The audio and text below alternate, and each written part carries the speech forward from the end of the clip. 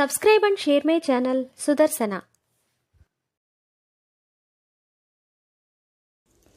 ఓం శ్రీకృష్ణ పరబ్రహ్మణే నమః. శ్రీ గురుభ్యో నమః.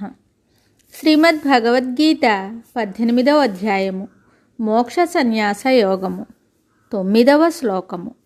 శ్రీ భగవానువాచ కార్యమిత్యేవ యత్కర్మ నియతం క్రియతేర్జున సంగం త్యక్త్వా ఫలం చైవ సత్యాగః సాత్వికో మతః.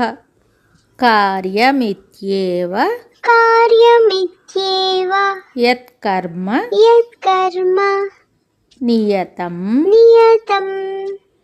క్రియతేర్జున సంగం త్యక్త్వా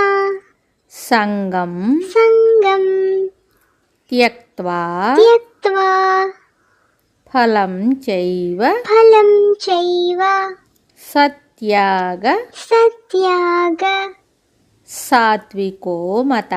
సాత్వికో మతః. కార్యమిత్యేవ యత్కర్మ నియతం క్రియతేర్జున సంగం త్యక్త్వా ఫలం చైవ సత్యాగ సాత్వికో మతః. ఈ శ్లోకమునకు భావము భగవానుడు చెప్తున్నాడు. ఇది చేయదగినదియే అని అనుకుని శాస్త్రనియతమగు ఏ కర్మము అభిమానము ఫలము విడిచిపెట్టబడి చేయబడుచున్నదో అట్టి త్యాగము సాత్విక త్యాగమని నిశ్చయింపబడినది.